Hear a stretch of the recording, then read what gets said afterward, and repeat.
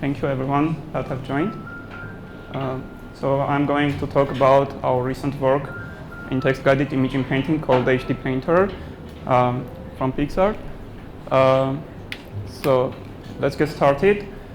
So what is text-guided image painting? Instead of giving a formal definition, let's start with an example. So let's say we have this image of a dog, and we want to see how it would be like if this dog wore a shirt. So we can achieve this with text-guided image painting by creating a mask around the dog's body, then giving some textual prompt, in this case shirt, and then the task of text-guided image painting is to create a dog wearing a shirt, which is accomplished with our method in this case, and as you can see, it is in high resolution. The longest side of the image is 2048 pixels, and it looks like the dog is wearing the shirt. The inputs to the text-guided image painting method are the following: the masked image, the mask itself, and the textual prompt. And the job of the text-guided image painting method is to fill this masked area with the content which matches with prompt. And there are actually 3 requirements that the text-guided image painting method should satisfy in order for it to be success. The first requirement is that the area that is not masked should be unchanged as a result of the inpainting method. The second criteria is that the thing that gets generated in the masked area should match the textual prompt. And the third requirement is that the overall image after this generation should be consistent. Like, it's not enough to generate some random shirt inside the masked area, it should fit the dog nicely. Okay, so we started our research by trying out many text-guided image painting methods that existed at that time, and we found some common problems that exist among those text-guided image painting methods. First of which is the prompt neglect issue. This issue is about the second criteria that I mentioned, that the text-guided image painting method should satisfy. And in case of prompt neglect, we categorize it into 2 separate groups. Background dominance issue, which is about the case when the text-guided image painting method generates some background instead of the prompt that we gave to it. And in this example, you can see that the Dream Shaper Inpainting method generated the background instead of the Greek vase that we requested from it. And the Dream Shaper Inpainting method actually was the state-of-the-art method when we started our research, and we take it as our baseline to improve this issue. And the second group of problems that we categorize into this prompt neglect issue, we call nearby object dominance. And in case of nearby object dominance, there is some object around the mask which has high influence on what gets generated during the text-guided image painting process. And in this case, you can see that the Dream Shaper Inpainting method just continued the dog body instead of generating the shirt. And we attribute this problem to the fact that maybe the text-guided image painting method prefers to continue the dog body instead of putting some shirt, because in the training data set there are maybe few images of dogs wearing shirt and more images of pure dogs.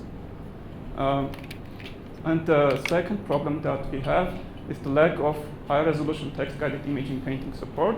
Like, the Dream Shaper Inpainting method only outputs 512 by 512 resolution images maximum, and the biggest model that existed at that time could output 1024 pixel resolution images, which is stable diffusion XL Inpainting, but its quality is not actually as good as Dream Shaper Inpainting, as we will see in later slides. So we analyzed these problems and came up with some solutions to help alleviate this prompt neglect issue and to get higher resolution in paintings. The first contribution that we propose is called prompt-aware introverted attention, which we will call PAINT in short. And this helps to alleviate the prompt neglect issue. The second contribution that we propose is a post hoc guidance mechanism, which we call reweighting attention score guidance, or in short, we will call it RASC. And this is a post hoc guidance mechanism which allows to get more prompt-aligned generations without distribution shifts in the latent space.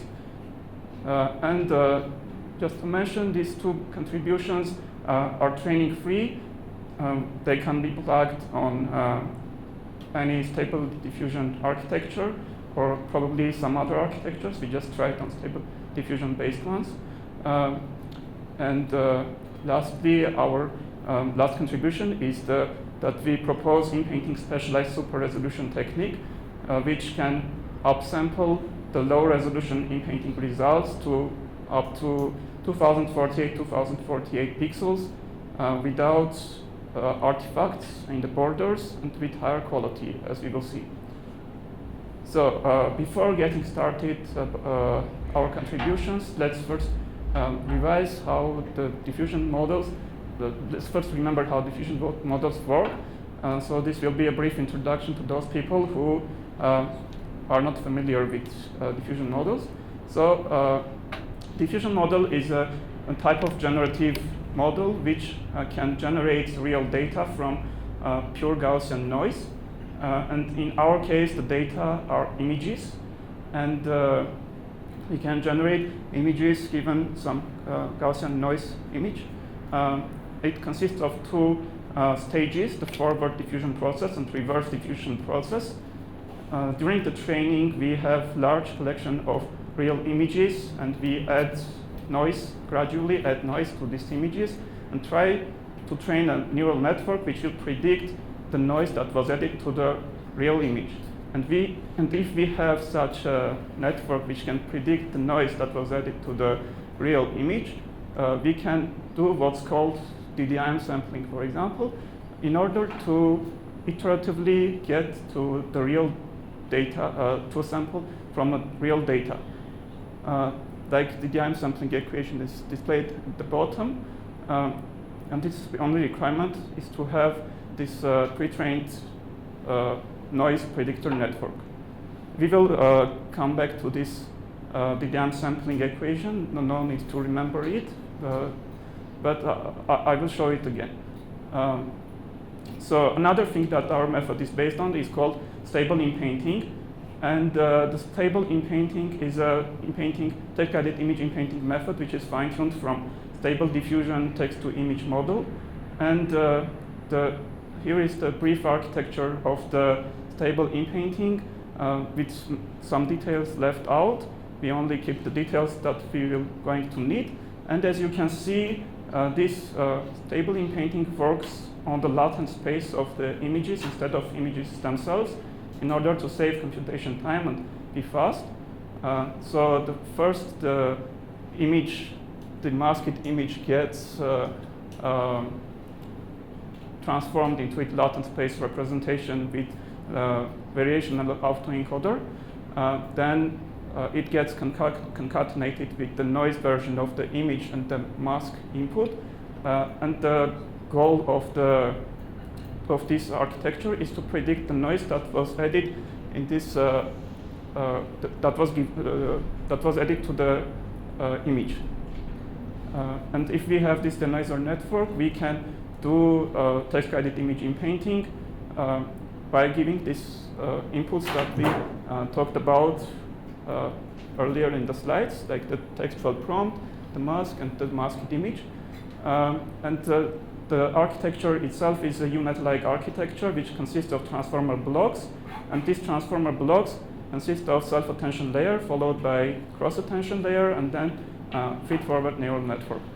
And what we do, we actually, our hypothesis is that maybe these self-attention layers, in these self-attention layers, maybe the unmasked regions have high influence on what gets generated in the masked area. So we propose to replace these self-attention layers by the painter layers that we suggest. And as you can see, the Painter layer gets input from the textual prompt and also shares weights with cross-attention layer. And we will now see why and how it works. So in this diagram, there is only depicted the usual self-attention layer with skip connection that exists in the stable Inpainting architecture. And we take this part, we keep it without changing anything, and then we add this cross-attention similarity map calculation part, which basically borrows the weights from the next cross-attention layer and calculates the cross-attention similarity map. And then we take the columns of this cross-attention similarity map that are interest of us and add them up. Like what columns are interest of us? Those are the columns which correspond to the prompt that we want to get generated. Like as you can see in clip embeddings, there is start of token. That is not interest of us, so that's not get added. But the tokens of white, bear, and end of text get added together to get this CJ vector.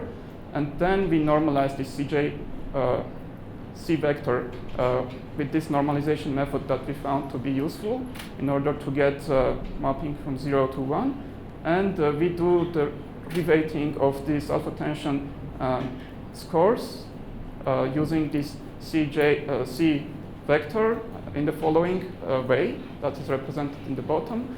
The main idea of this is to rescale, like decrease the contribution of those unmasked regions which have low similarity with the prompt, so that they will not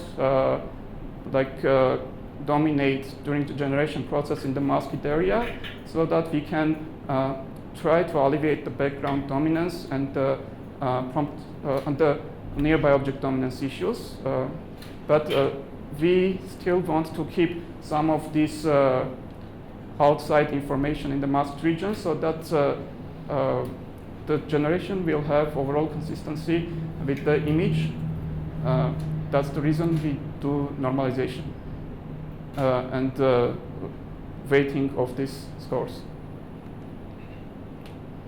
And then it's like doing the self-attention with this modified self-attention similarity map. Like we take the softmax, then we do matrix multiplication with the values, and we add the skip connection and get the output of the Painter. Okay, so as you can see, this layer helps to alleviate the background dominance and the nearby object dominance issues in these examples.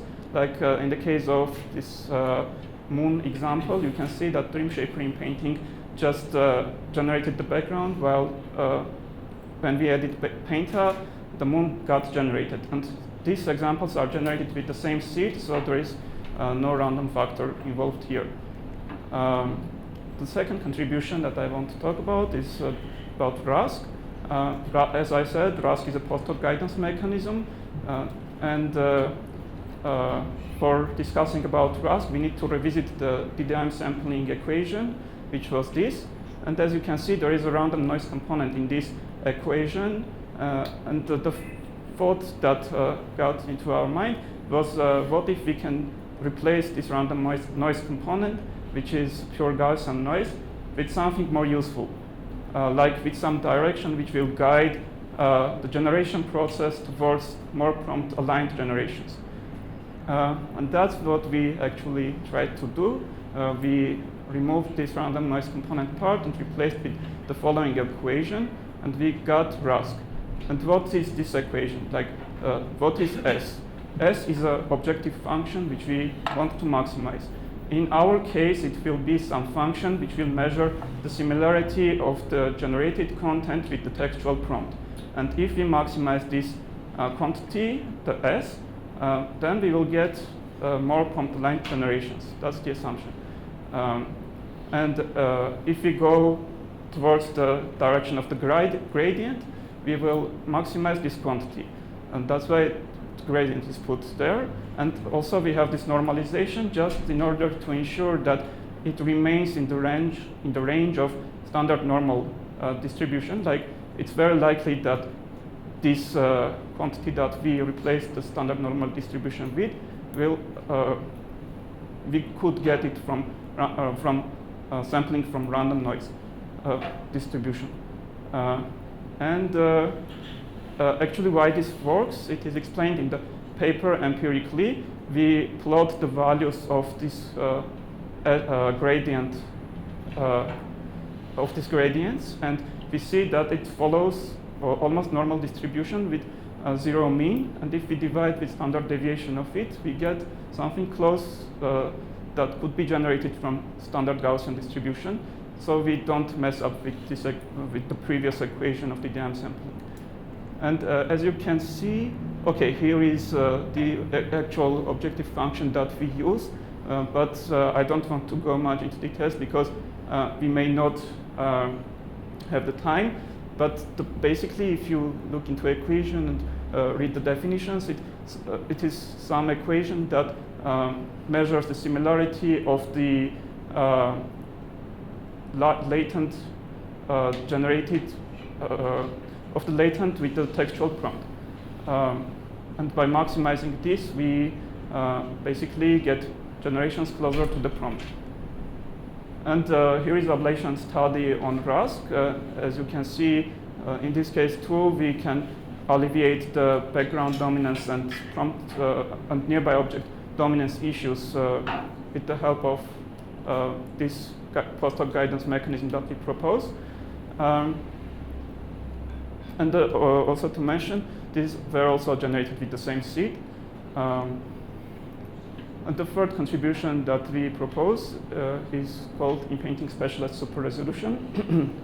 In this case, we have the result of the text-guided image inpainting method, and we want to get higher resolution version of it. And to do that, we use a pre-trained diffusion model for doing super resolution called stable super resolution. But the stable super resolution method creates some problems when we apply it directly without any other guidance mechanisms. So we propose this method to alleviate those issues. Like we know the high resolution details that exist in the unmasked area, and we want to use those details to preserve them in the final output and to get better detailed super resolution results with inpainting. To do that, we encode the original high resolution image and we get its latent representation. And during the DIM sampling, when we get the X0 prediction, we do blending with the following equation with the known regions, with the latents of the known regions, in order to preserve those information that we already know. And as you can see in this study, our method alleviates the issues around the borders. If we apply the stable super resolution on inpainting and then blend it with the original image, we would get some artifacts around the edge. But with our method, with this latent blending, there are no artifacts around the borders. And here are some qualitative comparison with different state-of-the-art methods. As you can see, our method usually generates the thing that is requested by the user, and the quality is not bad. And here also, whenever there is nearby object dominance issue in some other methods, our method can follow the prompt and the result is looking not bad.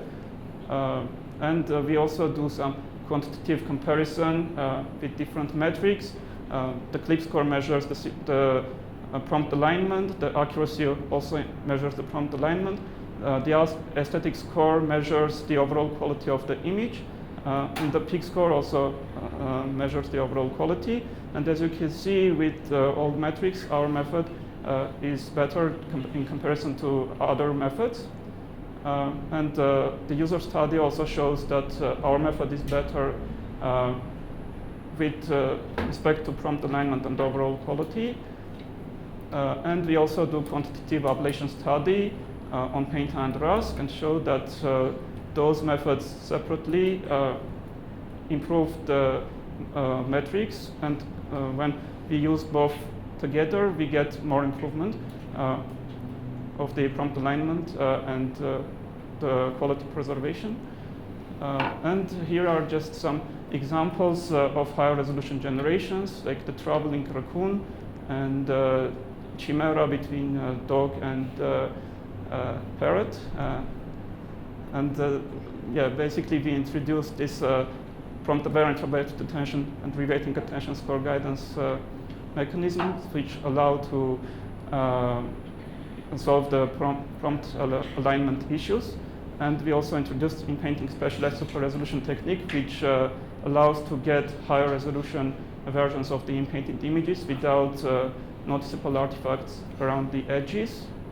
And we also have a GitHub repository where the code is available, and Hugging Face demo where you can try out our method. Like during the previous several months, already more than 300,000 visitors accessed our demo. And that's it.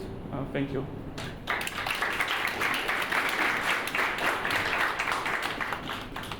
Any questions? Thank you very much. Congratulations on the paper. I have just one question.